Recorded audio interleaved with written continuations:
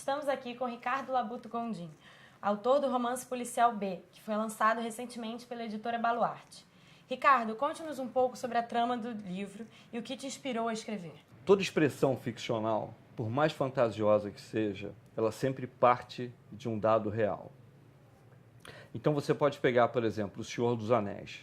O Senhor dos Anéis é uma fantasia miraculosa, tem a espada, tem isso, tem aquilo, parará, parará. Isso parte de bases reais. Que bases reais são essas? Tolkien era filólogo, e como filólogo, ele conhecia toda a mitologia nórdico-germânica. Então ele conhecia todas as fontes que serviram, por exemplo, para Richard Wagner compor o Anel do Nibelungo. Os tolkianos, eles supervalorizam essa influência de Wagner no Anel. Essa influência é muito menor do que se pensa, mas de qualquer maneira você tem uma base real. Que base real é essa desse livro fantasioso? A antropologia, o mito, o arquétipo.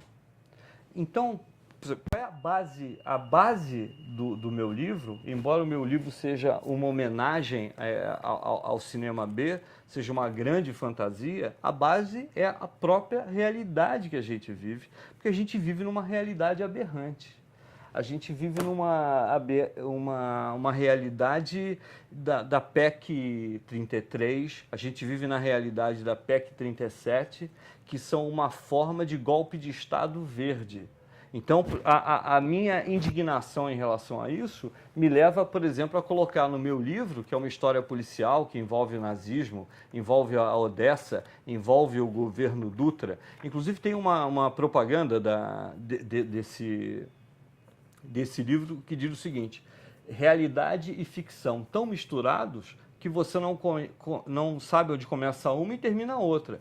Tudo bem, até aí parece um telejornal qualquer, né?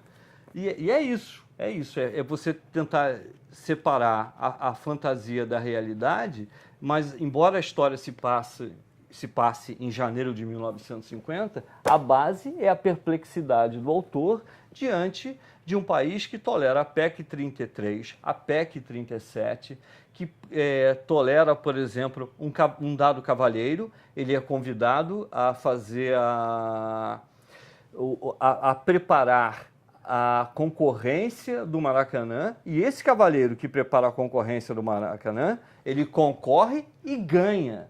Então é essa perplexidade, a perplexidade de alguém que se insurge contra a possibilidade do Supremo Tribunal Federal perder o seu poder de fiscalizar o próprio governo, se insurge contra a possibilidade do Ministério Público investigar, né?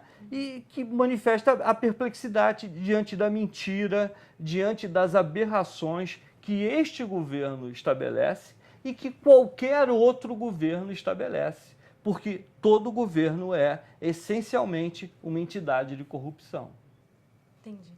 Você diz que o livro B é um romance em preto e branco. O que você quer dizer com isso?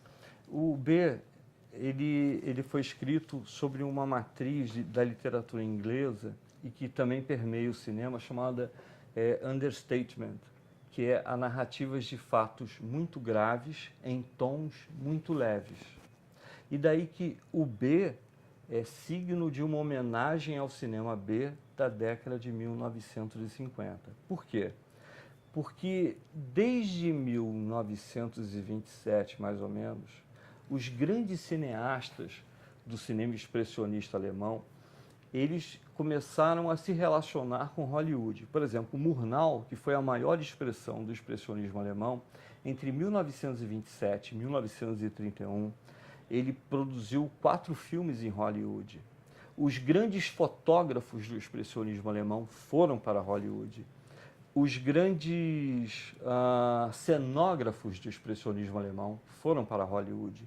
Isso criou uma estilização no cinema estadunidense que, fora da Alemanha, poucos países conheceram. E os caras estabeleceram uma matriz muito abstrata, muito intensa, onde tudo estava a serviço do drama. Eu sou um roteirista. Eu, antes de ser um escritor, eu sou roteirista. E essa estética expressionista, ela me é muito cara. E, ao mesmo tempo, o cinema B, o que é o cinema B em tese? É aquilo que, às vezes, é tão ruim que é bom. Então, eu nunca, não existe, dentro dos moldes clássicos, não existe um cinema B brasileiro.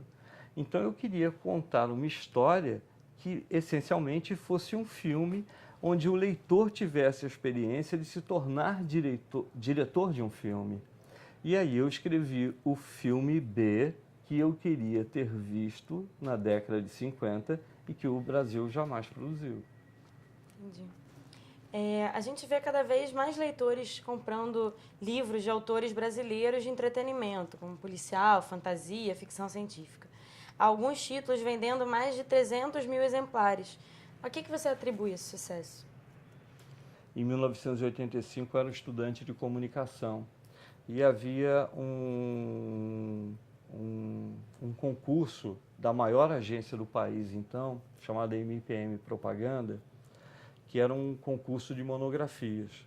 E eu me lembro que em 1984, o título do prêmio era Uma Nova Propaganda para um Novo Consumidor.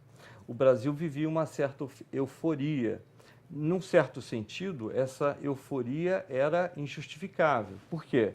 Porque o presidente era José Sarney, não era alguém elegido pelo povo. Ele era um substituto de alguém que tinha morrido, né? E houve o plano cruzado naquela época.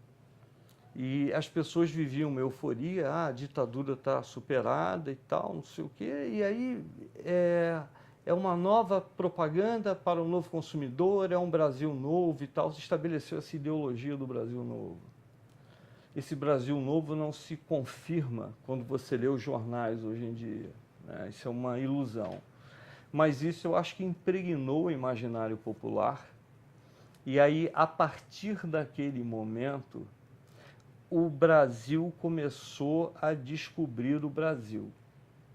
Porque, por exemplo, você tem fenômenos culturais altamente expressivos, de expressão internacional, de respeito internacional, como, por exemplo, o cinema novo, que é um marco.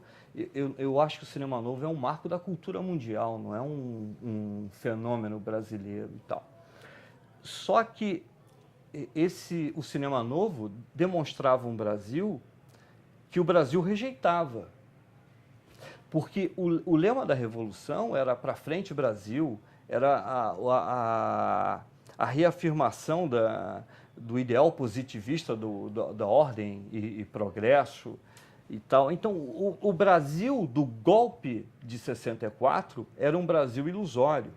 Lá, o cinema novo ele teve muito mais repercussão internacional do que aqui. Aqui ele era visto como um cinema de elite. Lá fora, não. Não, isso é um cinema de denúncia. Isso é um cinema popular, né? Então, eu acho que essa redescoberta, essa procura por autores brasileiros, etc., etc., eu acho que é o Brasil tomando posse daquilo que já é dele. É o brasileiro tomando posse do seu país e entendendo que a literatura brasileira ela não deve nada a nenhum país. Cada literatura tem uma característica peculiar, né? Por exemplo, você tem na literatura inglesa, tem um monte de nomes que a gente poderia citar, mas basta um, William Shakespeare, que quase que esgota a experiência humana. Você fala em literatura russa, você tem Dostoiévski, que não precisava ter escrito tudo que escreveu, bastava Crime e Castigo. Só que o Brasil é tão rico, o Brasil é tão amplo, existem tantos Brasis dentro desse país, que a literatura brasileira é uma das mais ricas do mundo. E é isso que o brasileiro está descobrindo agora sem vergonha. O brasileiro hoje não tem vergonha de se afirmar brasileiro. Houve um tempo em que tinha. Ricardo, para atiçar a curiosidade um pouco do seu leitor, soubemos que você está escrevendo um livro de ficção científica. Você pode contar um pouquinho da história para a gente? Absolutamente nada. Existe uma superstição entre escritores que se você revela algum pedacinho do livro que você está escrevendo, você não consegue escrever. Eu, de fato, estou trabalhando num projeto há 2 anos que é um projeto muito anterior e eu não sei se é superstição, não sei se é insegurança, eu não sei o que é. Eu preferia não comentar, se você não se importa. Tudo bem. Obrigada pela sua presença. Agradeço a entrevista. Eu que agradeço, foi muito gentil. Muito obrigado.